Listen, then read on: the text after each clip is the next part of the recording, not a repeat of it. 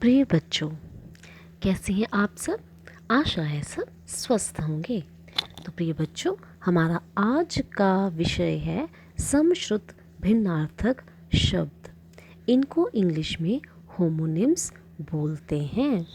तो बच्चों, चलिए जानते हैं क्या होते हैं ये समश्रुत भिन्नार्थक शब्द। तो चलिए सबसे पहले हम इसका अर्थ समझते हैं। समश्रुत भिन्नार्थक शब्द दो शब्दों से बना है, समश्रुत और भिन्नार्थक। सम मतलब समान, श्रुत मतलब सुनने में। तो समश्रुत का अर्थ है सुनने में एक समान। वहीं भिन्नार्थक, भिन्नार्थक का अर्थ है भिन्न, अलग अर्थ में। तो भिन्नार्थक का अर्थ हुआ अर्थ में भिन्नता।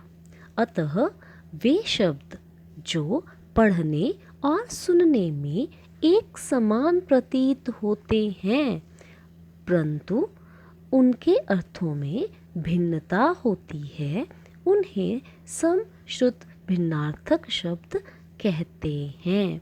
तो बच्चों, देखा आपने, ऐसे शब्द जो पढ़ने और सुनने में एक समान प्रतीत होते हैं परंतु उनके अर्थों में भिन्नता होती है, वो अर्थ में अलग होते हैं, उनके अर्थ अलग अलग होते हैं, इन शब्दों को ही हम समश्रुत भिन्नार्थक शब्द कहते हैं। इंग्लिश में इनको होमोनिम्स भी कहते हैं। तो बच्चों, आपने एक चीज़ का ध्यान रखना है कि इन शब्दों का उच्चारण लगभग एक सा ही होता है, पर अर्थ और वर्तनी में अंतर होता है। अर्थ मतलब मीनिंग और वर्तनी मतलब यूसेज। इनका अर्थ भी अलग होगा और इसीलिए इनका प्रयोग भी अलग अलग होता है। आप इन शब्दों का प्रयोग करना आपको बड़े ध्यान से करना चाहिए। चलिए उदाहरण देखते हैं। ग्रह, गृह, तो दोनों शब्द जो हैं वो सुनने में एक जैसे लग रहे हैं, परंतु बच्चों इनका अर्थ जो है वो अलग अलग है। गृह शब्द जो है इसका अर्थ होता है नक्षत्र। नक्षत्र मतलब प्लैनेट, और गृह शब्द का अर्थ है घर, ठीक है, हाउस, होम। तो बच्चों, ग्रह है नक्षत्र, गृह है घर। तो जब हम इनको वाक्यों में प्रयोग करेंगे तो हम बोलेंगे सौर मंडल में 8 ग्रह हैं, मतलब सौर मंडल में 8 नक्षत्र प्लैनेट हैं। और मेरा गृह कार्य पूर्ण हो गया, मतलब मेरा घर का काम पूर्ण हो गया। तो बच्चों, देखा आपने, सुनने में एक जैसे लगते हैं, अर्थ भी भिन्न है और इनका प्रयोग भी भिन्न होता है। तो आपको ध्यान रखना है कौन सा ग्रह का क्या मतलब है, और उसी चीज़ को ध्यान में रखते हुए आपको इनका प्रयोग जो है वो वाक्यों में करना है। चलिए एक और उदाहरण लेते हैं। ये है आदि और आदि, दोनों शब्द सुनने में एक प्रकार ही हैं। आदि का मतलब है वगैरह, इत्यादि, और आदि होता है आदत होना।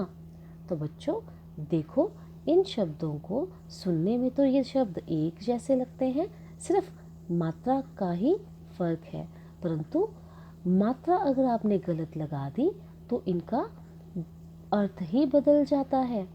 तो इसी चीज़ का आपको ध्यान रखना है। तो जब हम वाक्य बनाएंगे तो देखो हम वाक्यों में इनका प्रयोग कैसे करते हैं। रानी ने बाजार से किताब, कॉपी, बस्ता आदि चीज़ें खरीदी, मतलब रानी ने बाजार से किताब, कॉपी, बस्ता वगैरह चीज़ें जो है वो खरीदी। उसके बाद यह जो युवक नशे का आदी है, तो आदि का मतलब है आदत होना, ठीक है। तो यह युवक नशे का आदी है, उसको नशे की आदत है। तो ठीक है बच्चों, देखा आपने कैसे इन शब्दों का प्रयोग जो है वो अलग अलग तरह से किया जाता है।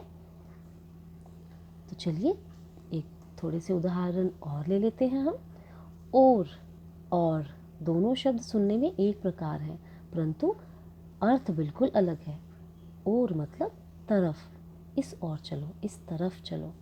और मतलब तथा, दूसरा, ठीक है। और मतलब तथा।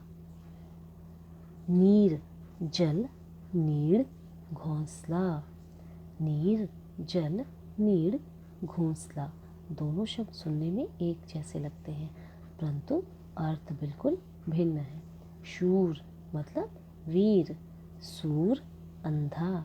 तो बच्चों, देखा आपने कैसे ये समश्रुत भिन्नार्थक शब्द जो हैं ये आपको कंफ्यूज कर सकते हैं, परंतु आपने इनका ध्यान रखना है कि कहाँ ये प्रयोग करना है। इसके लिए आपको इनके अर्थ जो है वो स्पष्ट होने चाहिए।